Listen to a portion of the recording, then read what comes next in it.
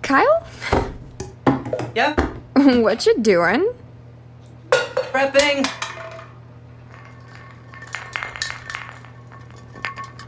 Prepping for what? A can drive? No, for the climate apocalypse.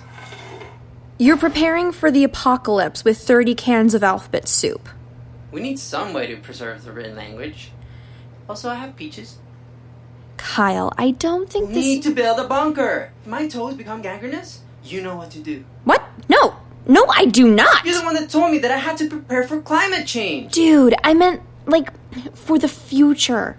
Not the last season of The Walking Dead. There are so many other ways to prep for climate change. Productive ways. Ways that make the world better. And don't involve toe removal. For reals? For reals. Are you sure? Yeah, open up some of those peaches and I'll tell you about it.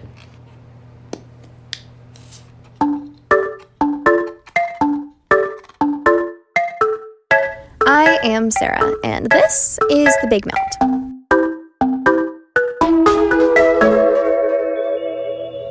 Okay, I talk a lot about life after climate change.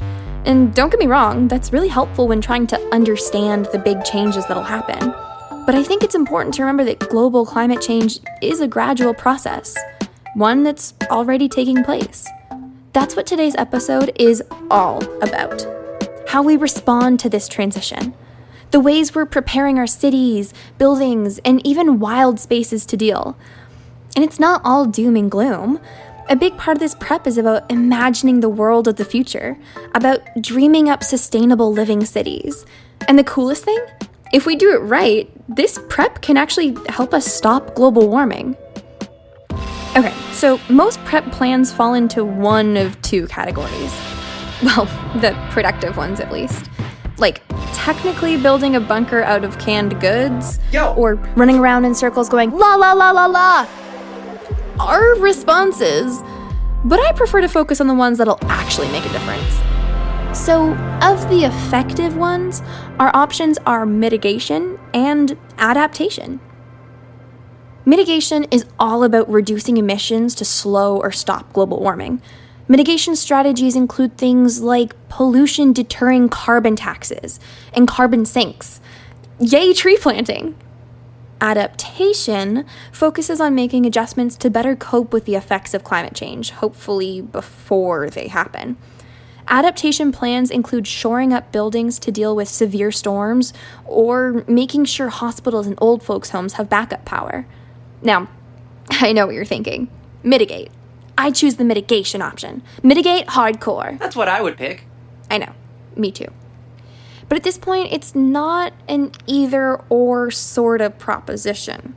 The reality is, there are changes that have already been set in motion. Even if we were to completely stabilize greenhouse gas emissions like yesterday, there are certain climate effects we'd still be dealing with. And as crummy as that might sound, I think ultimately making roads and buildings that last longer and work more efficiently is a good thing. Like, it's what we should have been doing in the first place. Also, and this is pretty sweet, there's actually a lot of overlap between the two approaches. Like, for example, restoring wetlands helps to mitigate climate change by absorbing humongous amounts of carbon and allow cities to adapt by regulating water levels and providing a cooling effect. Go natural AC! This is actually being done right now with salt marshes in Nova Scotia as part of the Pan-Canadian Framework on Clean Growth and Climate Change, or the Pan-Can-Fram. That's the big program I asked Minister Wilkinson about last week. This particular program is part of the Flood Risk Infrastructure Investment Program, or FREEP. Oh, that's fun to say. FREEP!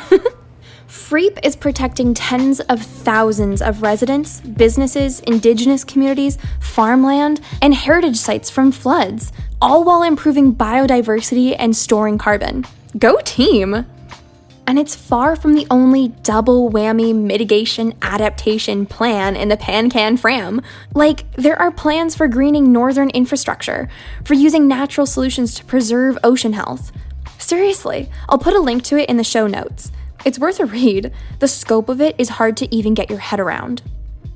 Now, I talked a bit about cities and how they can adapt to climate change. But that's not the whole story. Cities can also help mitigate climate change by growing food in the city instead of farms outside the city. And like I said before, mitigation and adaptation overlap. So this would help them to better prepare for food shortages that climate change might cause. Have you heard about urban agriculture? Green roofs? Does that ring a bell? No? To be honest, same here. But I know somebody who can tell us everything about it. Emma Tamlin works for the Green Roofs for Healthy Cities organization and is the co-chair of the Toronto Youth Food Policy Council. She advocates to build cities that are more productive and prepared to climate change and food insecurity while simultaneously enhancing human and ecosystem health. Let's jump into the call. Hello? Hi, is this Emma? Yes, it is. Hi, Emma. This is Sarah from the Big Melt podcast. In this episode, we talk about mitigation and adaptation strategies to cope with climate change. So, is it okay if I ask you a few questions? Yeah, would love to chat with you about it. Great. Thanks so much. Okay. So, first off, could you tell us a bit about yourself and what do you do to make cities more green and sustainable? Currently, I work for an organization called Green Roofs for Healthy Cities. So we advocate for green infrastructure policy, which is green roofs or green walls, a lot of natural technologies that capture and manage stormwater while also creating pollinator habitat. They have the capacity to produce food. They really just bring nature back into the city while also doing essential services. And then in addition to that, I also support the Toronto Food Policy Council in their research and communications, and then I run the Toronto Youth Food Policy Council as the co-chair. That sounds so interesting. And yeah, the Toronto Youth Food Policy Council, what is that exactly? The Toronto Youth Food Policy Council is an entirely youth-led volunteer organization that works to engage youth in their local food system. So we do this through a variety of projects and programming, but our most popular would definitely be hosting free community events. So we host free community events that focus on different themes that youth might be interested in. In addition to the community events, we also publish a youth journal. So we have a creative arts journal called Melange, and then a academic peer-reviewed journal called The Gathering. And then in addition to that, we host networking events. We consult on different Toronto policies, such as the Toronto Poverty Reduction Strategy. And we also have 2 seats on the Toronto Food Policy Council to ensure that there is youth representation. That's so cool. Now, I saw on the Food Policy Council website something called Transform TO, and I saw it's a plan of Toronto to mitigate climate change? Yes. Transform TO is Toronto's climate action strategy. So we have committed to a number of goals to reduce our emissions, also to improve human health, grow the economy, improve social equity around the city, because we see that all those things are related in our mission to reduce our greenhouse gas emissions. So the goals are to eventually reach net zero by 2050 or sooner, net zero carbon emissions. And last October, the City of Toronto actually announced a climate emergency to help accelerate all these efforts going towards reducing the city's greenhouse gas emissions. And the City of Toronto recognizes the impact of food in our food system on greenhouse gas emissions. So the City of Toronto signed on to the C40 Good Food Cities Declaration last October, and we are one of only 14 cities to do so. Wow, only 14 cities. I am so happy that Toronto is part of this initiative. Now, you talked about green roofs. Can you explain what it is exactly? Yes. So it is not a roof that is painted green, which is sometimes the response that I get when I talk about them. But a green roof is putting soil and plants on top of a roof. So our rooftops in cities are highly underutilized spaces. So I really enjoy talking about green roofs because I really do see them as a critical solution to a lot of the urban challenges that we're facing today. So for one, the green roofs that have soil and plant on them play a key role in managing stormwater for a city. So a large problem that cities are experiencing lately is that they're experiencing, due to climate change, a higher amount of extreme weather events, storms and rain and flooding. So green roofs, what they'll do is they'll actually hold on to that stormwater for longer so that it doesn't all rush out onto the pavement. So green roofs are a really great permeable solution to stormwater. Another great benefit of green roofs is that they help regulate temperature in the city. So because we have a lot of asphalt and concrete, those surfaces actually hold on to heat during hot weather months. And what this does is it makes the city get hotter. And it's when you have green roofs or more trees, green walls throughout the city, you actually regulate the temperature. And when we look at vulnerable populations, heat waves are actually really devastating. And so trying to find ways to cool our cities using natural technologies is really important. Green roofs also provide pollinator habitat, which is incredibly important given the declining depopulation, and they also provide a really innovative way to grow food. Wow, green roofs are good for so many things. I come to Toronto quite often, but I only ever see the buildings from the bottom, so it's hard to see what's on the roof. Is there actually a lot of green roofs in the city? Yeah, usually people don't get the opportunity to see them, but Toronto has almost over 700 green roofs, and yeah, most people never know that they're up there. That is so cool. Now, you said that people can actually grow food on green roofs, and I guess it's some kind of urban agriculture?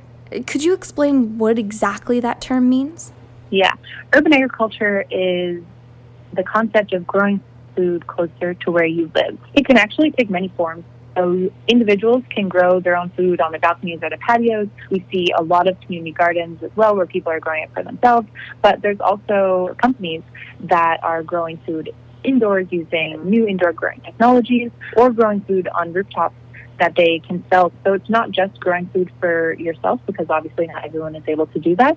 It's some people actually turning it into businesses and doing it from within cities. Really great examples of that would be Brooklyn Grange in New York, and then also in Toronto we have Ryerson Urban Farm. But urban agriculture is really exciting because there's so many spaces in a city to grow food, and there's a lot of opportunities to do so. But right now we are really reliant on bringing food in from outside the cities. Yeah, that makes so much sense. In my neighborhood, there's beekeepers. Is beekeeping also considered urban agriculture? Yeah, I would include beekeeping for sure. I also would include Toronto recently started an urban hen pilot where certain neighborhoods in Toronto were actually able to keep chickens to lay eggs. So that can also be included in urban agriculture. In cities, it's somewhat harder to have animals and livestock, but beekeeping is for sure part of urban agriculture, and then also urban hens. Wow, that's so cool. I should definitely get some chickens to have some fresh and ethical eggs. I'll ask my mom about it. Now, actually, this leads me to my next question, but it's from a bit of a different angle. Because of the coronavirus crisis, we keep hearing stories of people stockpiling groceries, supermarket shelves being empty, and some people may get worried about literally running out of food before life gets back to normal. Do you think urban agriculture would be beneficial in situations like these? Yes, great question. As soon as I heard the news of people stockpiling groceries and the store shelves running empty, my first thought was that, well, there's no better time to start to learn how to garden. So I'm considering growing food on my patio, and I'm definitely considering that this is a very real reality. Whether or not it is or it isn't, I'm optimistic that hopefully things will get better. But it comes back to now local solutions. So I think urban agriculture provides a great opportunity because it kind of gives power back to people.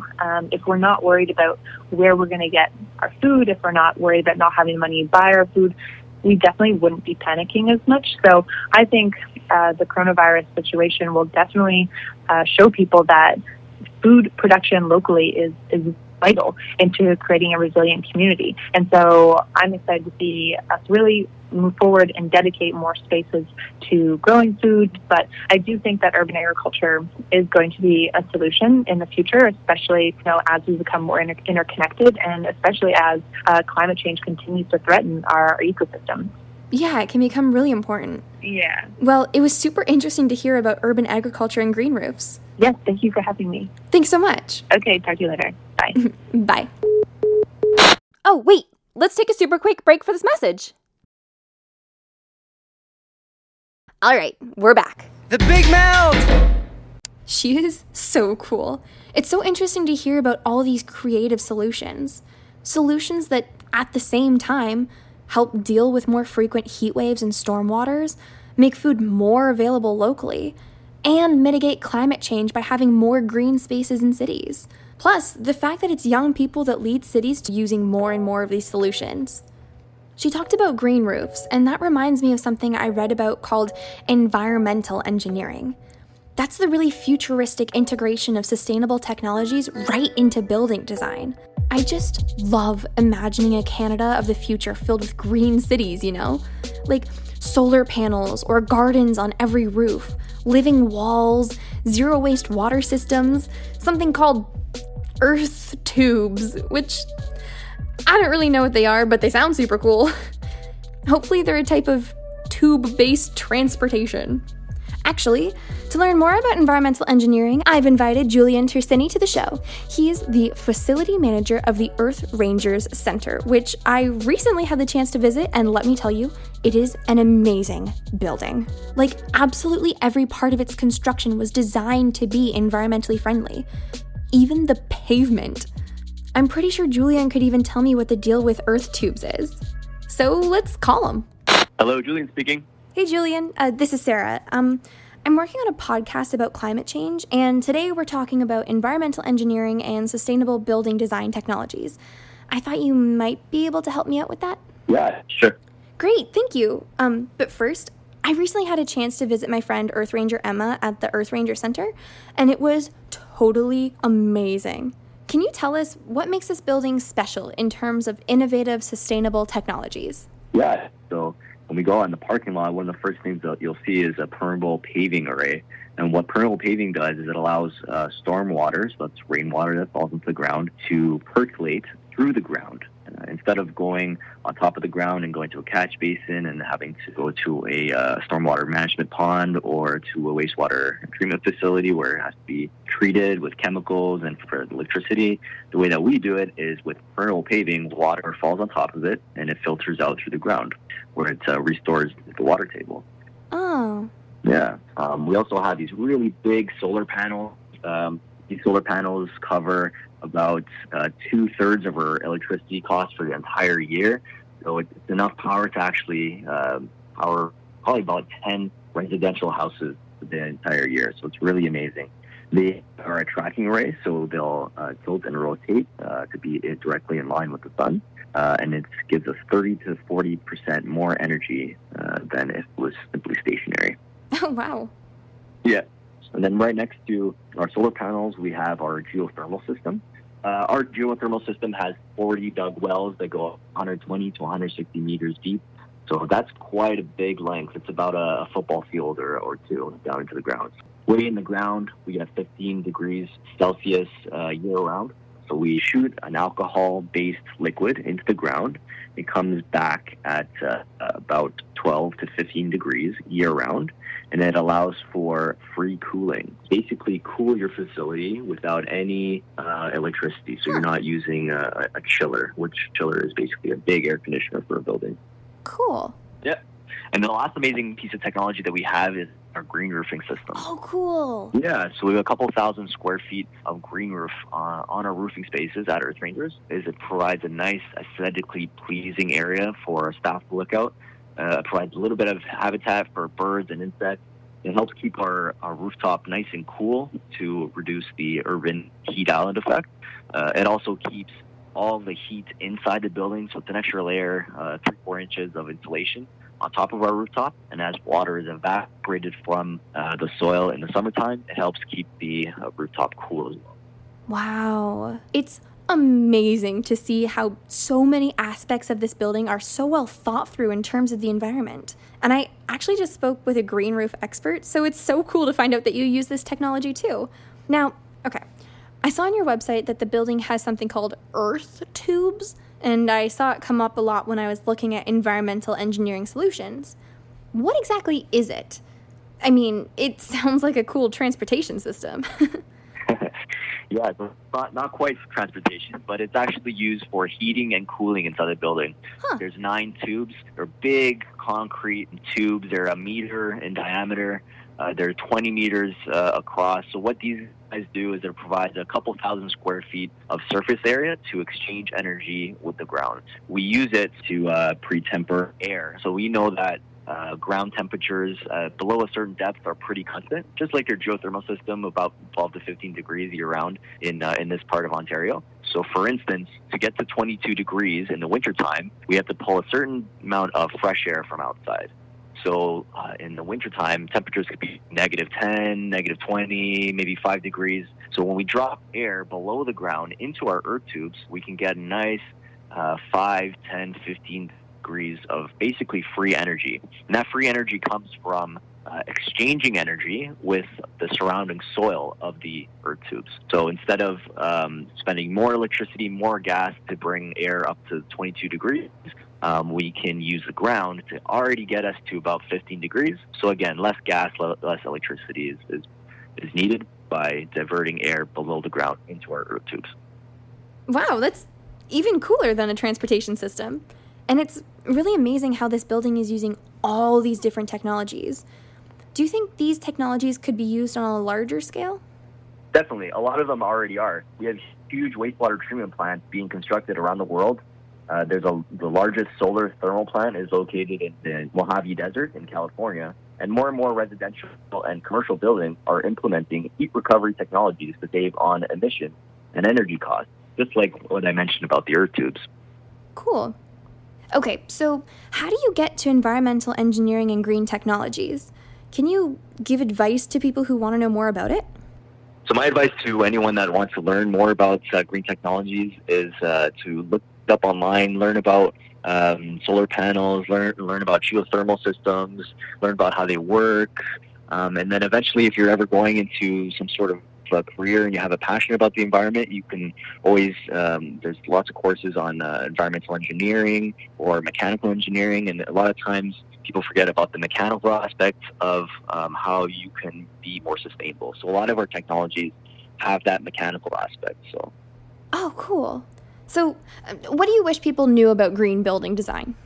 Yeah, I wish everyone to know that we can design better, more sustainable buildings, and we have the technology, and a lot of them actually pay for themselves in a few years' time. 40% of the world's energy is actually used to power buildings. So we have to do what we can now to minimize our impact. I totally agree. Okay, so thank you so much, Julian. This was so interesting to learn about all these green technologies at the Earth Ranger Center. Thank you so much for taking the time. Yeah, no problem. It was really nice speaking to you guys. Yeah, it was great. Bye. Take care. Bye.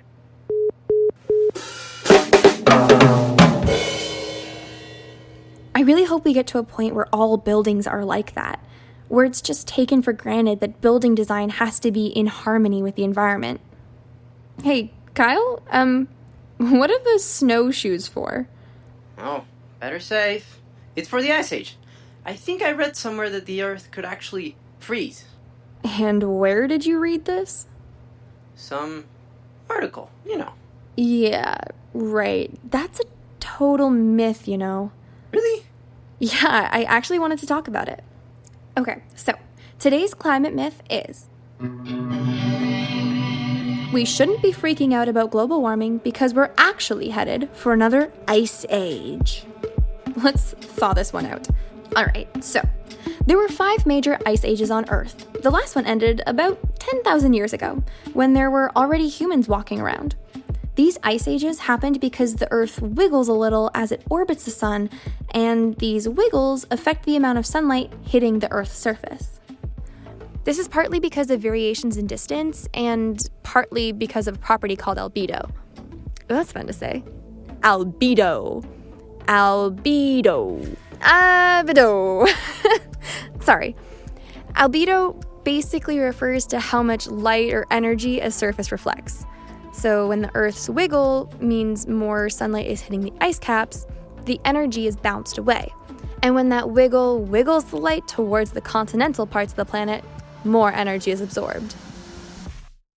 Okay, so let's get a little bit more complicated. When the Earth is in a position where more energy is being bounced away, an ice age can be triggered. And some people think we're due for another one. But, and this is a big but, like a sumo wrestler-sized but, the planet needs to be cool enough for the cascade of changes that lead to an ice age to begin.